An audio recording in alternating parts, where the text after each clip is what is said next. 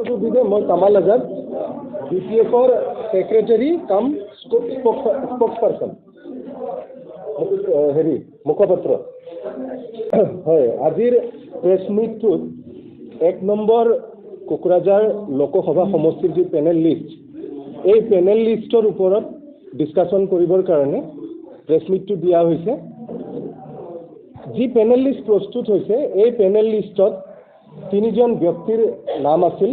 তাৰে ভিতৰত আমাৰ সন্মানীয় শাম্ফা বৰগিয়াৰী, প্ৰাক্তন মন্ত্ৰী প্ৰমীলাৰাণী ব্ৰহ্ম ডাঙৰীয়ানী আৰু লগতে পৃথ্বীৰাজ নাৰায়ণ দেৱ মেছৰ নাম সন্নিৱিষ্ট হৈছিল।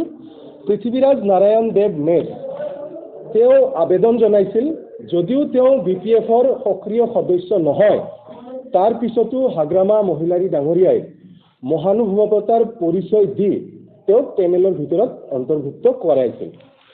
কিন্তু তেওঁৰ অন্তৰ্ভুক্তিৰ পিছতেই BTC অঞ্চলৰ বিভিন্ন অজনজাতীয়, জনজাতীয়, বিভিন্ন ধৰ্মাৱলম্বী, বিভিন্ন জাতি জনগোষ্ঠীৰ সংগঠনৰ ফালৰ পৰা বিভিন্ন ধৰণৰ দাবী আহিছে আৰু বিভিন্ন ধৰণৰ তেওঁৰ এগেইনষ্টত কমপ্লেইণ্ট আহিছে আৰু তেওঁক কিহৰ কাৰণে পেনেলত অন্তৰ্ভুক্ত কৰা হ'ল তেনেধৰণৰ প্ৰশ্ন কৰিছে। তাৰে ভিতৰত যিবিলাক তেওঁলোকে জনাইছিল, সমস্যা দাঙি ধৰিছিল, তাৰে ভিতৰত যিটো আটাইতকৈ গুৰুত্বপূৰ্ণ বুলি বিবেচনা কৰিব পাৰি, সেইটো হ'ল পৃথ্বীৰাজ নাৰায়ণ দেৱ মেছে 2019 চনত হাইকোৰ্টত মহামান্য উচ্চ ন্যায়ালয়ত এটা PIL ফাইল কৰিছিল আৰু লগতে সেই PILৰ ছাপৰ্টত এটা এপ্লিকেশ্যনো তেওঁ ছাবমিট কৰিছিল।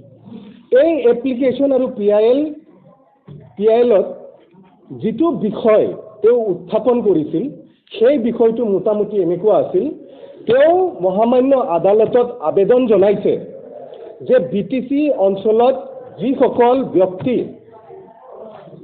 ইলিগেলি অবৈধভাৱে বেদখল কৰি আছে, তেওঁলোকক ইয়াৰ পৰা উচ্ছেদ কৰিব লাগে।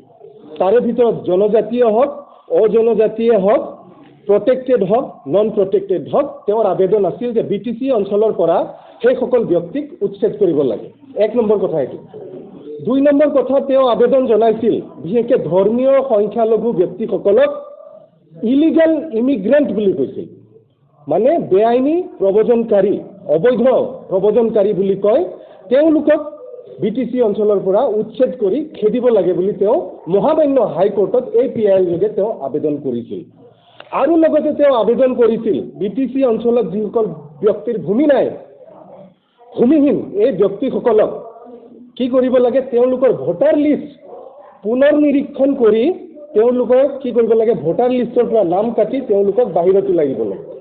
তাৰে ভিতৰত তেওঁ ডি ভোটাৰ বুলি স্পেচিয়েলি মেনশ্যন কৰিছিল।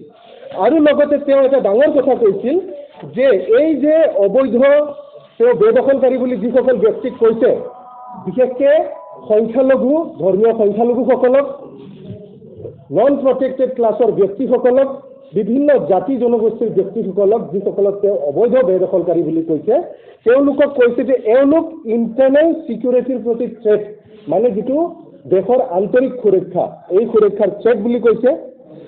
এণ্ড ইণ্টিগ্ৰিটি, যিটো ঐক্যতা, দেশৰ যিটো ঐক্যতা, এই ঐক্যতাৰ থ্ৰেট বুলি কৈছিল। আৰু লগতে ইণ্ডিয়ান নেশ্যনেল ছভাৰেনিটি, মানে ভাৰতৰ সাৰ্বভৌমত্বৰ প্ৰতি তেওঁলোকক থ্ৰেট বুলি কয়। এই PIL যোগে পৃথ্বী নাৰায়ণ দেৱ মেছে তেওঁলোকক BTCৰ পৰা উচ্ছেদ কৰি বাহিৰত পঠিয়াই দিব লাগে বুলি তেওঁ দাবী জনাইছিল।